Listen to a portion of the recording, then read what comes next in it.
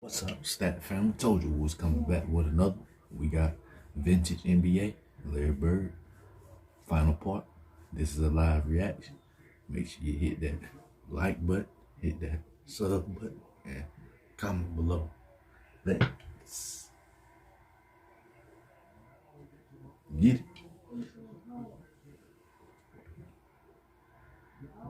Y'all know it's legendary now. Big Bird.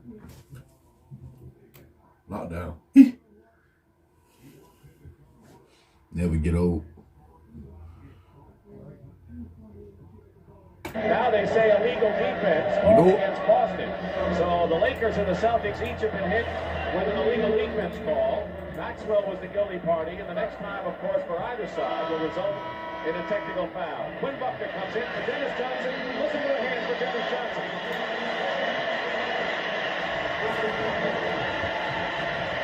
19 points for Dennis Johnson.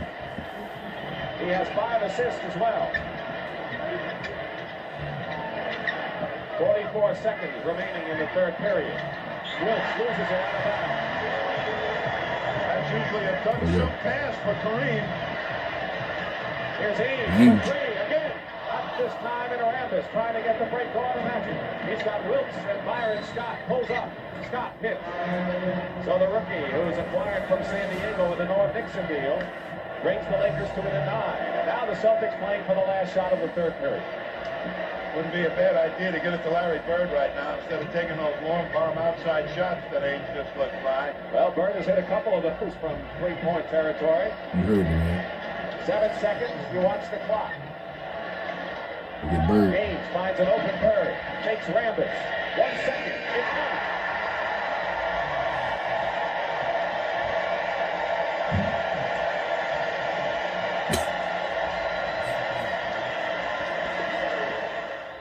Just another of Bird's patented buzzer beaters. He ended up with 34 points and 17 rebounds as the Celtics won Game 5 on their way to the title. Boston won it again in '86 with what many consider one of the NBA's greatest teams. And even though it was Bird's last championship, he still provided more thrilling moments like his famous steal against Isaiah Thomas in the '87 playoffs and his fourth quarter shootout with Dominique Wilkins in '88. But clutch play is just part of Larry's legacy. He was also a blue-collar superstar. More about that when we continue in just a moment. Good hustle. Good hustle, man.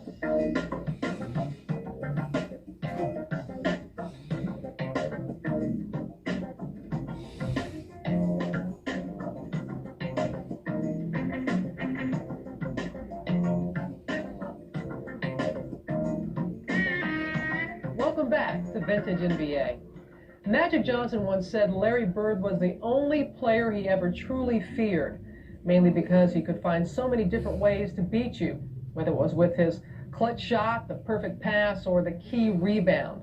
And if none of that was enough to win, Larry would even sacrifice his own body. And Bird wouldn't hesitate to dive on the floor for a loose ball. And there have been some others who played the same way. For example, Bailey Howell, a hard-working power forward who brought his blue-collar style to the Celtic championship teams of the late 1960s.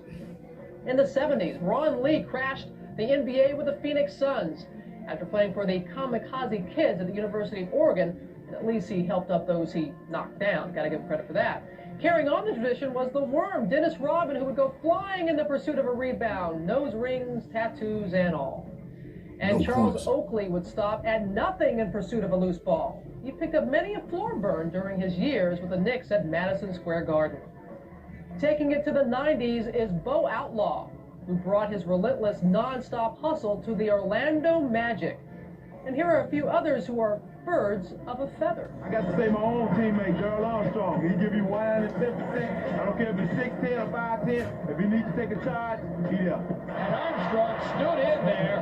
What courage. He took the charge and broke up the break. Eric Snow, obviously he's not the player that, Larry Bird was, but he's the kind of guy that would dive on the floor, put his body in front of 7-footers, rebound the ball. He'll do anything to win a ball game. I would pick Mario Ellis. He did a lot for that team, as far as sacrificing his body, doing all the little dirty work for that team to become our world champion. Mario with another great play. If AJ runs it down, which he does, It's a layup. How about Allen once again? I think John Stockton is a guy that sacrifices his body. He's always on the floor and very scrappy, so he takes a large amount of punishment, and he's a good description of somebody that gives up their body every single night. While some players may have the hustle of Larry Bird, few have ever had his combination of skills and savvy. He could well be the greatest all-around forward in NBA history, and he's part of a long line of versatile forwards. Next to Bird, Rick Barry was probably the best passing forward of all time, and he's the only player ever to lead the NBA, ABA, and NCAA in scoring. Really? He led the NBA in steals one season. Dave DeBusschere was one of the stars of the Knicks championship teams of the early 70s. Besides being a tremendous rebounder, he also consistently nailed the outside J. Dave's teammate, Jerry Lucas, helped the Knicks win the '73 title with his soft shooting touch and tenacious work on the boards that made him one of the greatest rebounders in NBA history. Hall of Famer Dan Issel starred for the Denver Nuggets in both the ABA and the NBA. He's one of the game's all-time scoring leaders and is the Nuggets' career leader in rebounding. And yes, there is Sir Charles Barkley. He's 6'5", but plays a lot bigger as a power forward. He not only shoots from outside, but is one of the few forwards who can make a steal at one end, take it coast to coast, and then jam it at the other end. Now, if you want to give us your own comparisons to Larry Bird or your memories of Larry, drop us an email at nba.com. And we want to thank all of you who've been writing in. After last week's show on the king of the triple-double, Oscar Robertson, someone asked if anyone's ever had a quadruple-double. Well, 4 players have done it. Nate Thurmond, Alvin Robertson, Hakeem Olajuwon, and David Robinson. So keep those emails coming. We'll be right back.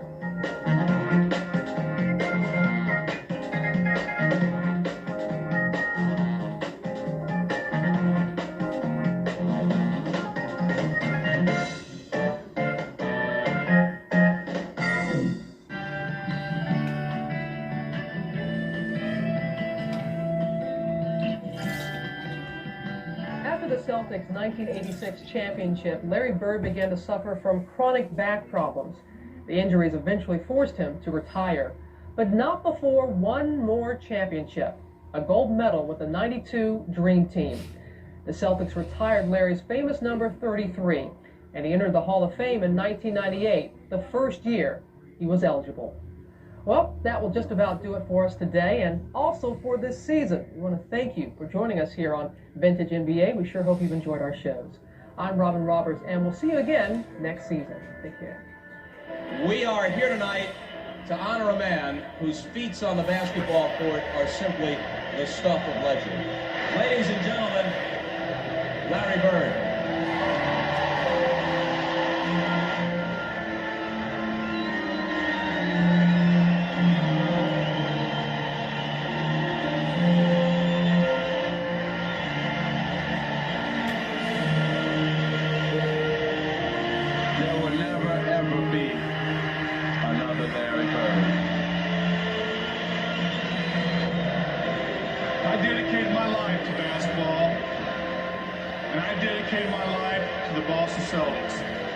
Yes, I'm going to miss playing for the Boston Celtics because I was very proud to play for the Boston Celtics. I say good night, Boston, and may God bless each and every one of you.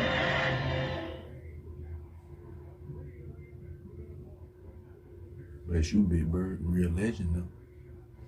You ain't go out there playing. You went out there to handle business, I promise you. There won't no playing going down when I seen you out there on that court. We keeping it 100. We ain't doing no colors. We ain't doing none of that. You're a real legend, Big Bird. It don't make no sense. I'm going to tell you what player remind me of you, though. It all makes sense now. Kobe Bean Bryant.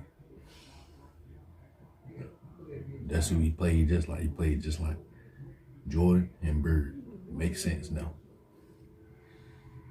You're a real legend, Big Bird. There's nothing else to talk about. Every time I watch it feels like it's new every time.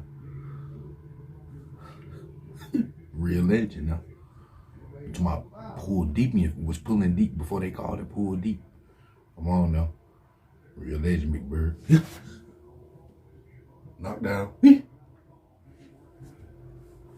talking about clutch. Yeah, send you home sick, then run to the back like he ain't make the game winning shot. Real legend. 33. 3 times. 3 more times. Come on now. Shout out to Big Bird now. Shout out to the Bird family. Shout out to the Stat family. I thank y'all Stat family. I thank y'all Bird family for watching the full video. We're gonna be back with another video after this video. Make sure y'all stay prayed up. Y'all be safe. Y'all be good. You know?